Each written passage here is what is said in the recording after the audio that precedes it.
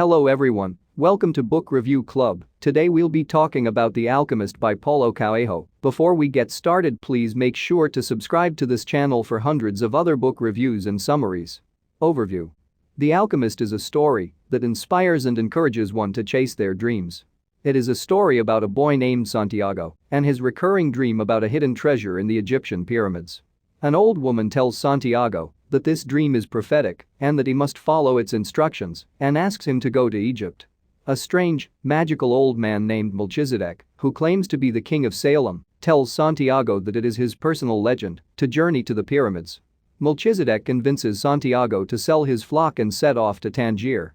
When Santiago arrives in Tangier, a thief robs him, forcing him to find work with a local crystal merchant. The merchant teaches Santiago several lessons and Santiago makes improvements that reward him favorably. After working for nearly 11 months, he joins a caravan crossing the Sahara Desert toward Egypt and meets an Englishman who wants to learn the secrets of alchemy from a powerful, 200-year-old alchemist. The caravan eventually reaches the oasis of Al-Fayum, and there Santiago meets an Arab girl named Fatima and falls in love with her instantly. While wandering through the oasis, Santiago sees two hawks fighting in the sky, which represents an omen about an enemy attack on the oasis. He warns the tribal chieftains of the attack, and as a result, Al-Fayum successfully defends itself against the assault. The alchemist gets word of Santiago's vision and invites Santiago on a trip into the desert, during which he teaches Santiago about the importance of listening to his heart and pursuing his personal legend.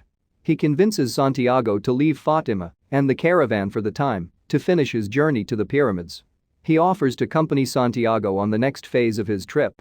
Santiago arrives at the Egyptian pyramids and begins to dig. He finds nothing buried in the ground and is beaten up by two thieves. After he tells them of his dream, though, one of the thieves recounts his own dream about a buried treasure in the sacristy of an abandoned church. Returning to Andalusia, Santiago goes back to the church where he dreamed of the treasure near the pyramids. He digs where he slept, beneath a sycamore tree, and there it is, Santiago's treasure, a chest of jewels and gold. The dream interpreter. A shepherd boy named Santiago lives in the beautiful town of Andalusia. He sleeps in an abandoned church, where he has a recurring dream involving the site of pyramids. He is excited about an upcoming trip to a town where he had been the previous year, as he had met a girl he fell in love with. She is the daughter of a merchant who buys wool from him, a man with trust issues who demands Santiago shear his sheep in front of him to avoid any fraud. On his way to see the merchant and his daughter, Santiago visits the village of Tarifa. There he meets an old woman who interprets dreams. Santiago shares his recurring dream with the old woman. She agrees to interpret the dream if only Santiago shares 1/10 of any treasure he finds. The woman tells Santiago that dreams are the language of the world and he should travel to Egypt to find the treasure. Santiago is not very convinced by the woman's explanation and leaves her house.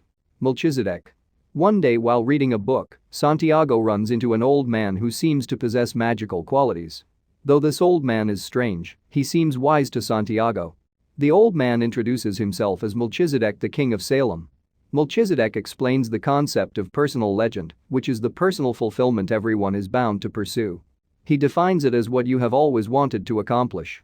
Everyone, when they are young, knows what their personal legend is. He says that a person's real responsibility is to realize his or her personal legend. Melchizedek concludes that when you want something, all the universe conspires in helping you to achieve it.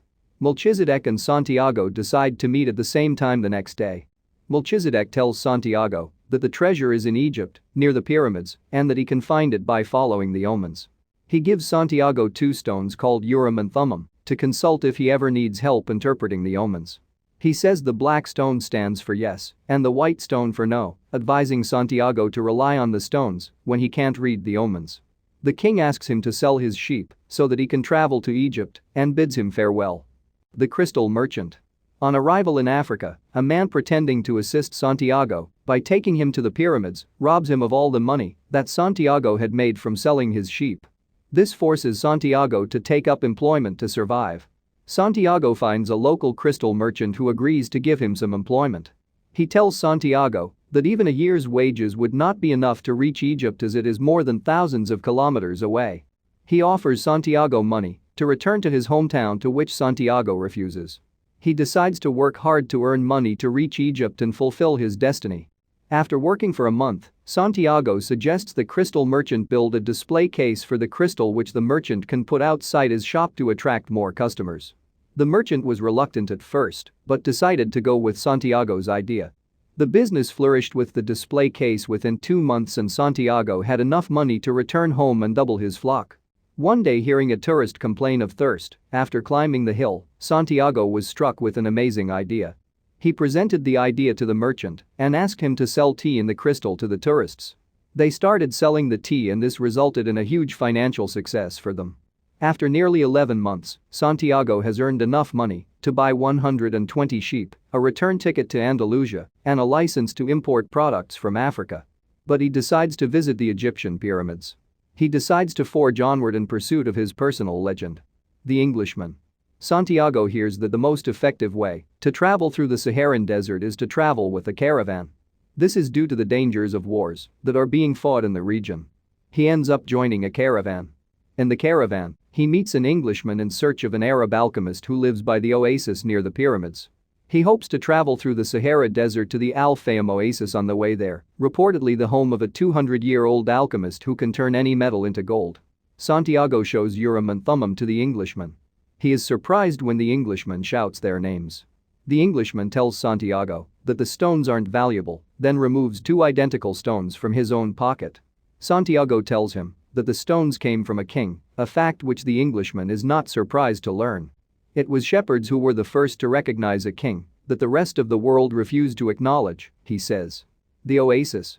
One morning, Santiago awakens to see rows of date palms stretching across the entire desert. The caravan has reached the oasis. The camel driver tells Santiago that an oasis is considered neutral territory because it is populated mostly by women and children. Wars are simmering in the desert, so the caravan remains at the oasis for the time being. Santiago decides to help the Englishman find the alchemist. Their source of information is Fatima, a girl he meets as she is collecting water from the well and with whom he promptly falls in love. He proposes to marry her. Fatima promises to marry Santiago only if he completes his journey. One day when Santiago was wandering through the desert, he saw 2 hawks flying in the sky. Santiago relates it to the omen when one hawk attacks another. Santiago envisions an army attacking the oasis.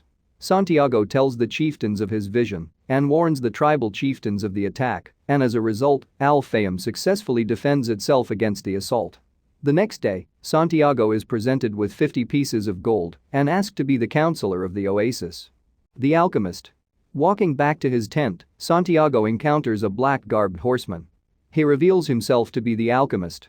He got the message about Santiago's vision and wanted to meet him. The alchemist said that the wind told him Santiago was coming and would need help. The alchemist tells Santiago not to think about what he's leaving behind, explaining that everything is written in the soul of the world and there it will stay forever. Santiago chooses not to accept the offer of the tribal chieftain. He wanted to accompany the alchemist right across the desert. The 2 men set out the next night. Santiago and the alchemist continue silently to cross the desert towards the pyramids. The alchemist shares much of his wisdom about the soul of the world on the way. However, they're soon captured by another group of warriors in the desert and are taken to the military camp. The alchemist says that they are just simple travelers and introduces Santiago as an alchemist, saying he understands the forces of nature. And he wants to show you his extraordinary powers.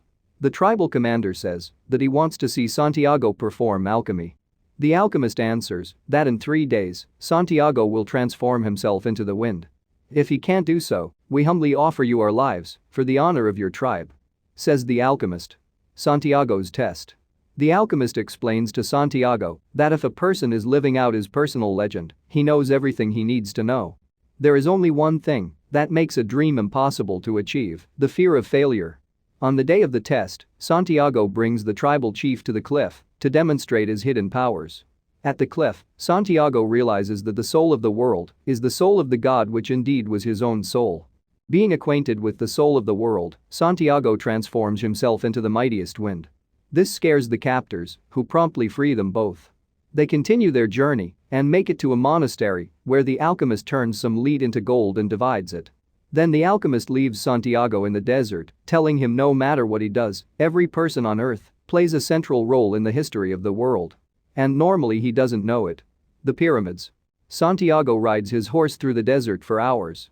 Finally, Santiago's heart whispers to him, "Be aware of the place where you are brought to tears. That's where I am, and that's where your treasure is." He sees the pyramids in front of him. He starts digging into the place he dreamt about finding his treasure. Santiago digs through the night but finds nothing.